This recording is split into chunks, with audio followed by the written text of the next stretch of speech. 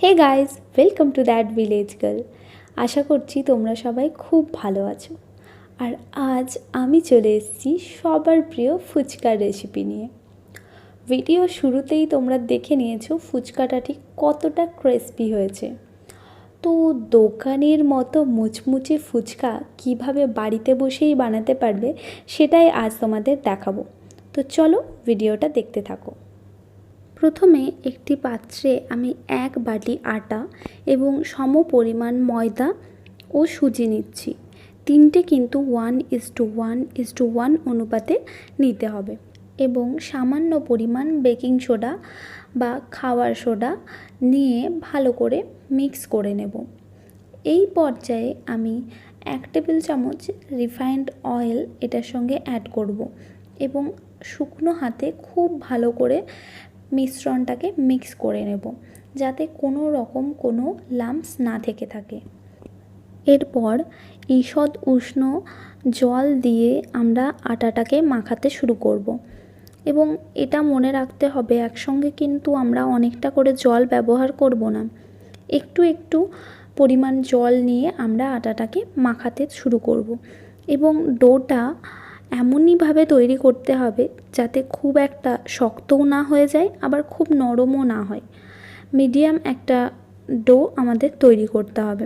তো আমার প্রয়োজন অনুসারে আমি একটু একটু করে জল অ্যাড করব এবং আটাটা খুব ভালো করে মাখাতে থাকব। আটাটা কিন্তু আমরা একটু সময় নিয়ে খুব ভালো করে মাখিয়ে নেব, কারণ ডোটা ভালো তৈরি না হলে ফুচকা কিন্তু ভালো মতো ফুলবে না। তো তোমরা দেখো কিভাবে আমি আটাটা মাখাচ্ছি, সেইভাবে কিন্তু তোমাদেরও খুব ভালো করে আটাটা মাখাতে হবে এবং মাখাতে মাখাতে তোমরা বুঝতে পারবে আটাটা প্রথমের দিকে একটু শক্ত থাকবে, দেন মাখাতে মাখাতে একটু সফট হয়ে যাবে এবং সুজির দানাগুলো কিন্তু তোমরা আর ফিল করতে পারবে না। দেখো আটাটা খুব ভালো করে মাখানো হয়ে গেছে। আটার টেক্সচারটা ঠিক রুটির আটা যেরকম হয় সেরকমই হবে, খুব শক্তও না আবার খুব নরমও না।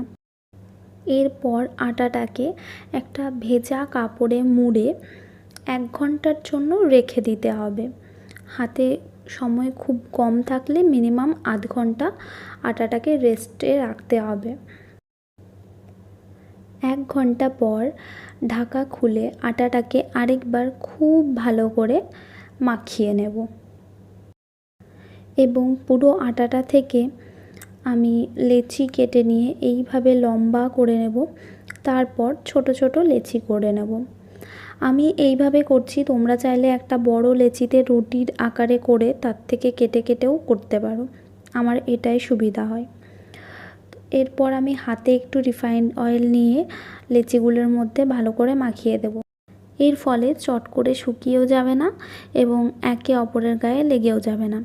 তারপর এটাকে ঢেকে রাখবো, তোমরা শুকনো কাপড় বা ভেজা কাপড়েও ঢেকে রাখতে পারো।